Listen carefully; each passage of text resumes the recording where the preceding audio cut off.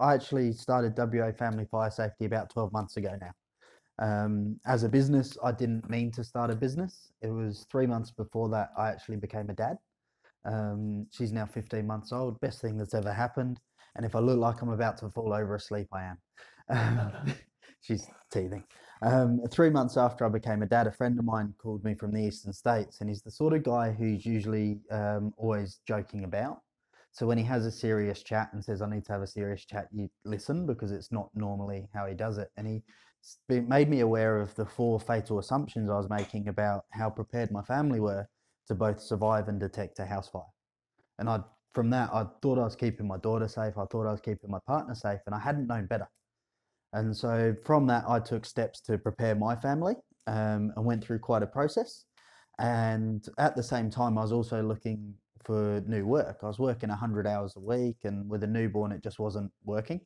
Um, and so I started sharing with others what I'd learned about fire safety. Started with friends, family, loved ones, people that, outside of my inner family, the, extended family, that if they lost their lives, I'd be devastated. And if I could do something to stop that, and I hadn't, I don't know how I'd live with myself. So I started WA Family Fire Safety to make people aware. And then over the last year, we've had 3 letters from people saying if it wasn't for you, I'd be burying my children, which is pretty cool. And we've just had the first incidents that I prayed would never happen, where I actually spoke to a couple in Ellenbrook. And I don't know if anyone saw in the news the house that burnt down with the solar inverter. Yeah, I spoke to them 3 months before it happened. And we wouldn't have prevented the house burning, but the injuries that were sustained by the people there, we could have stopped that happening.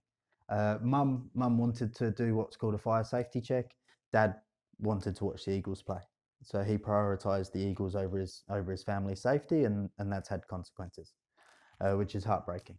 And one of the things I learned when I first came into business is I went in to help everyone. I thought I could save everyone, but unfortunately you can lead a horse to water, you can't make them drink.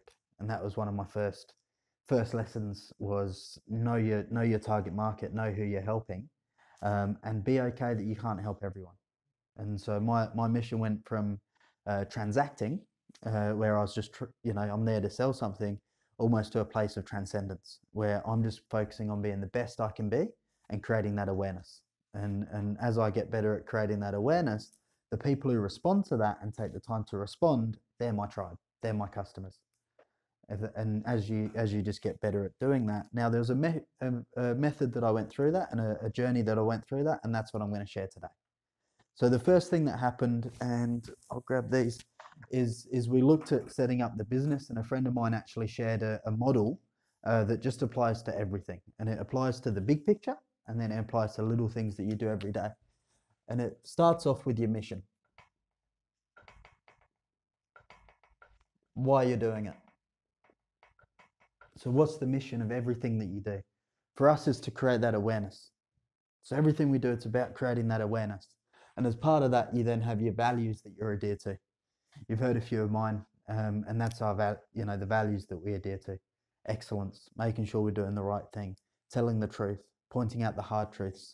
Especially with fire safety, some of the stories that we share with people, some of the stories we look at. I don't know if anyone saw recently the 2-year-old and 3-year-old in Geelong.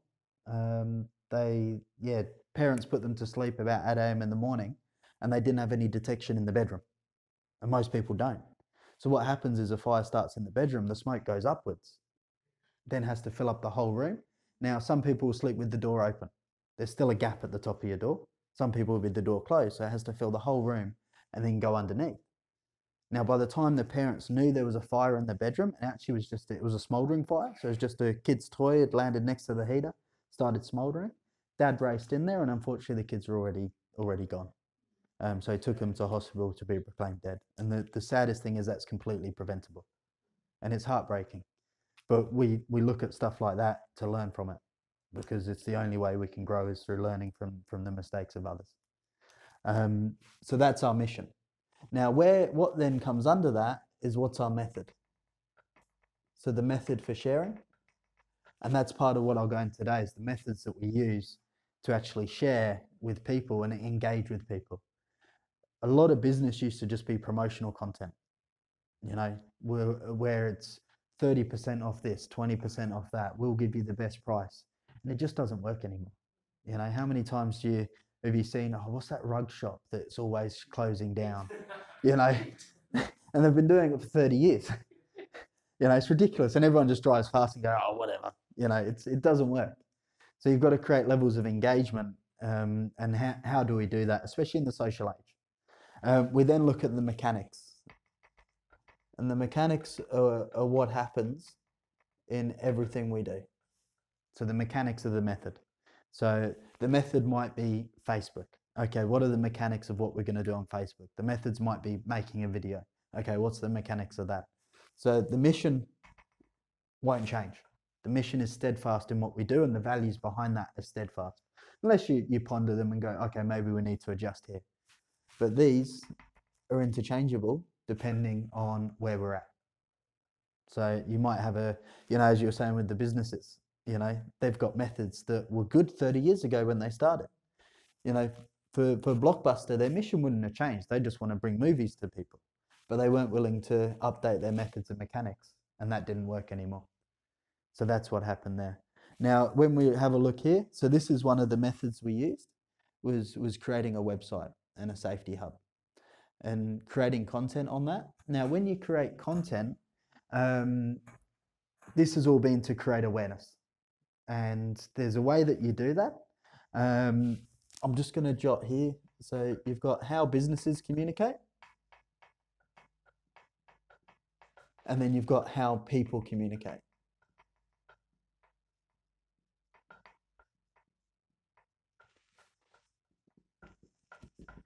Now, most businesses, the way they communicate is facts and cliche. We're the best in town and we won't be beaten on price. And it's logic. And how many people get disengaged when people try to just sell to you? People don't like being sold to. And that equals selling. Now, how people communicate is needs and feelings.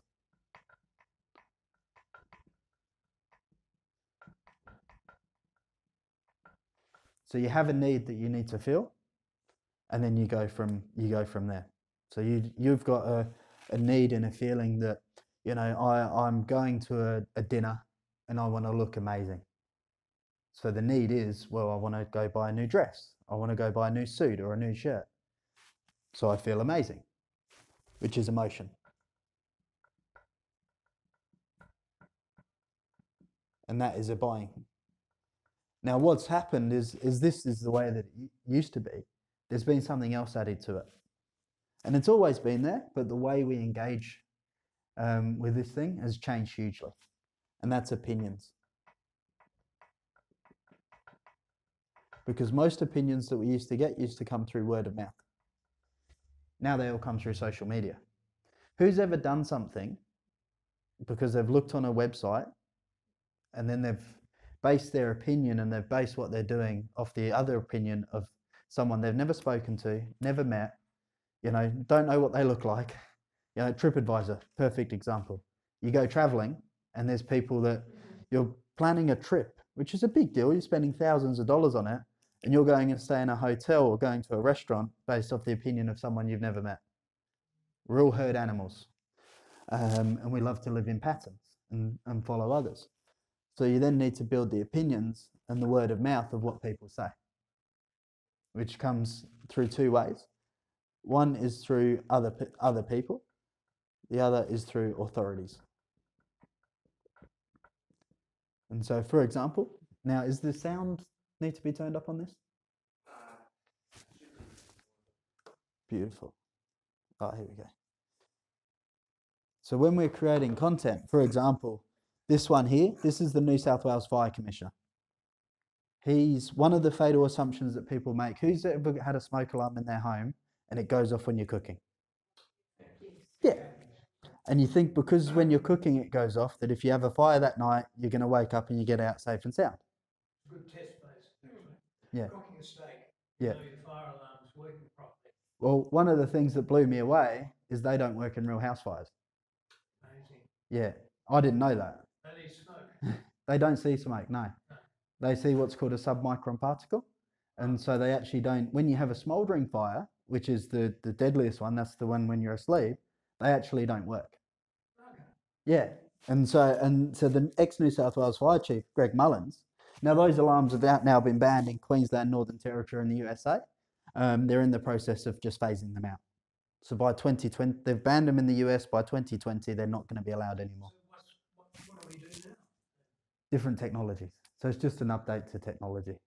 But so we created content, and the way we create content is we put it in bits, bytes, and buffets.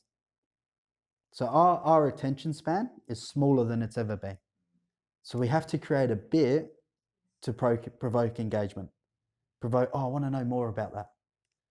So we make a little bit of content that just makes people go, oh, I'm curious to know more. The bite is a bigger, bit more of a bite. And then the buffet is the full. For us, it's doing a fire safety check. It's running through with people, helping them prepare a plan, prevent, prepare, escape. There's a whole heap of stuff around that. But it's how do we get people to that point where they go, yeah, I want to know more. That was the question we had to go. So we looked at authorities, and then we looked at the opinion of mothers. Room doorway was on fire. We had smoke detectors in every room in the house. They either burned completely up or they melted down the wall. Not once did any of them go off. It's almost got to the point where they should be banned. Well, I believe they should be, and I gave evidence to a Senate inquiry, and I said that. So there you go. It's the opinion of a mother. Now, Amanda is one of the most amazing ladies you'll ever. I've spoken to her a few times. She's incredible. The night of her fire, she actually had the same detectors as you, the ones that go off when you burn the toast. She had them in every room of her house. None of them went off. They melted down the wall, and she lost 4 out of 5 of her kids. It's heartbreaking, and it's completely preventable. That's the worst part. It's completely preventable, and it's not new information. One of the clips that we show is actually from Ray Martin reporting this in 2004. It's 14 years ago, and people just don't know better. And first time I heard it, it completely shocked me, and then the whole business has been built from that of, I just want to make people aware. What they do with it, it doesn't matter, but she thought she'd done the right thing. She didn't know. She now travels around the United States making other parents aware. And I've asked her the question of what, like how do you do that? And she just said, oh, it's my way of coping. It's her response to grief is helping others. So, yeah. Yeah, she was ignorant. She thought she'd done the right thing. Some people are, yeah, some people are now negligent and denied it happens, out in Ellenbrook. That's cool. I know it's a harsh thing to say. It's the dad's fault. You'd rather watch the Eagles, which is not nice, but that's just the way it is. So you create that, but then you add in the authority of it. The authority of, if there's one guy we should be listening to, it's probably the New South Wales Fire Chief. He's at the top of the game. He's spent his life pulling people out of fires, not just talking about it, going into burning houses and getting people out. So there's the authority of, this is one of the guys that we follow. And there's, the whole website has been set up that way to go from there. Now, when it gets to the buffets, you can actually go through what the media said, and there's so much content that this is actually interesting. This is a test that was done by Adrian Butler in 2005, where he creates a smouldering fire, chucks one of the detectors that go off when you burn the toast in. I call them toaster alarms because they're good to let you know when the toast is burnt, and it actually doesn't go off. And you can leave it in there for weeks at a time, won't go off. It's like they're designed to detect poisonous gas. Mine's a round with it's got a radioactive factor. Yeah, that's the one. You can see the radioactive symbol just there. Oh, yes. Yeah, that's the one. So that's what we're talking about. And then you look at the people who, grandfather and grandson pass away, fire commissioner wants them banned. One of the fatal assumptions, people believe they've got plenty of time to escape. They used to. We used to have about 16 minutes, but modern homes actually burn 8 times faster. So you've got about 2 minutes to get out. Anyone know why that is? Yep. One's your materials, mainly synthetic. Now, one of the mistakes people make in WA is they think, oh, we've got brick homes. Cool. So the walls aren't going to become part of the fuel. But what do you make a pizza oven out of? Bricks. Yeah, so we're going to have hotter fires. It's just going to keep it all in. And then also open plan living. A lot of modern homes are all open plan, so everything just spreads so much quicker. And then when you look at, for the buffet, this here is Matt Galinsky. I don't know if anyone saw the Australian story in August.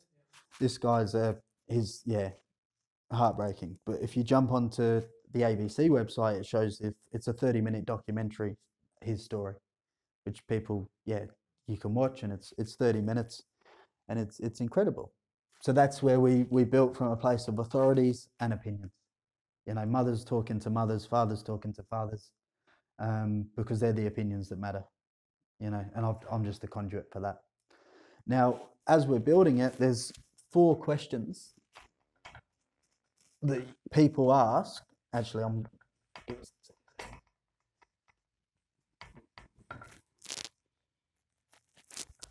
cool.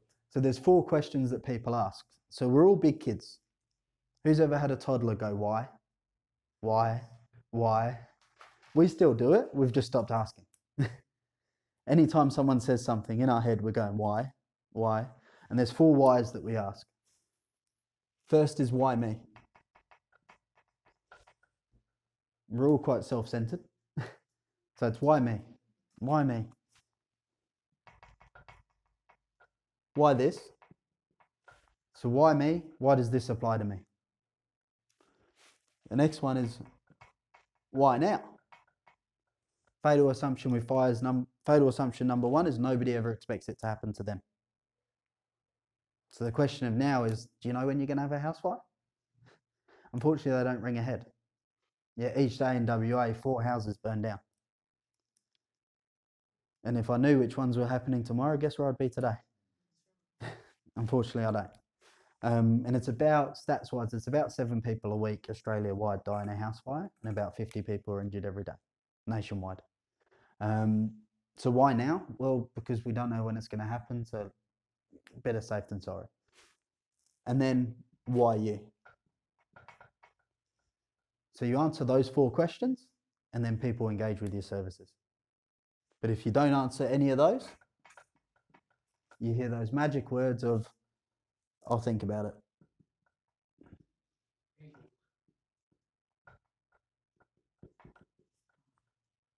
Because you haven't answered those 4.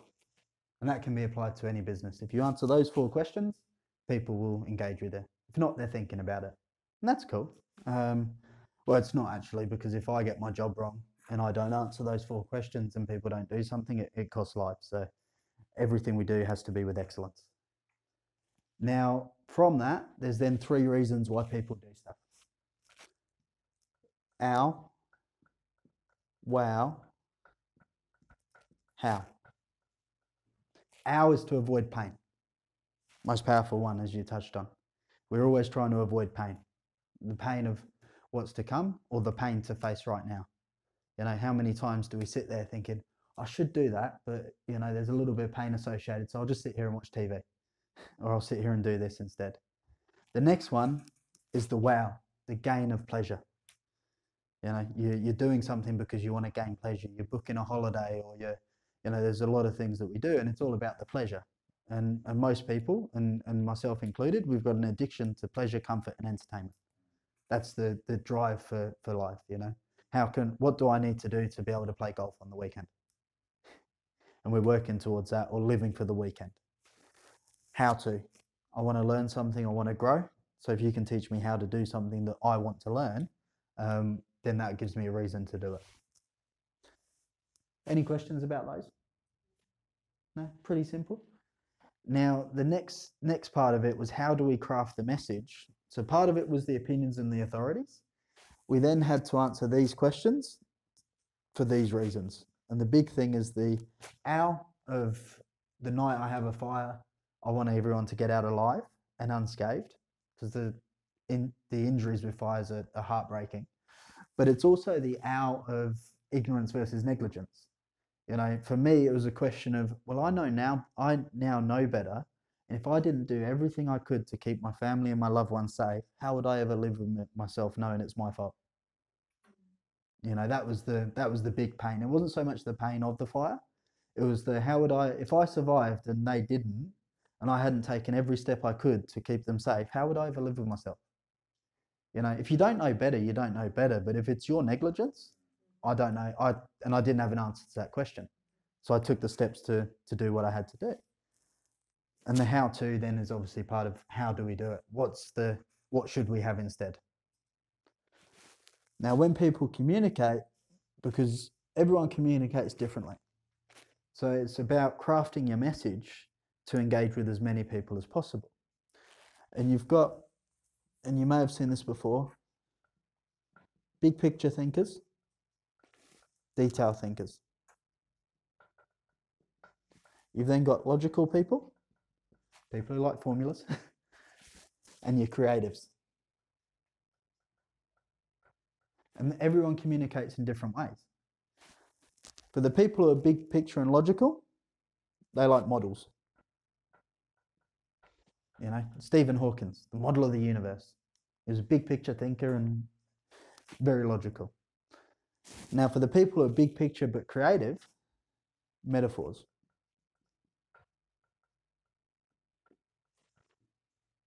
So they're still big picture, but they like the metaphor, a bit more creativity about it. For the people who are logical and detailed, case studies.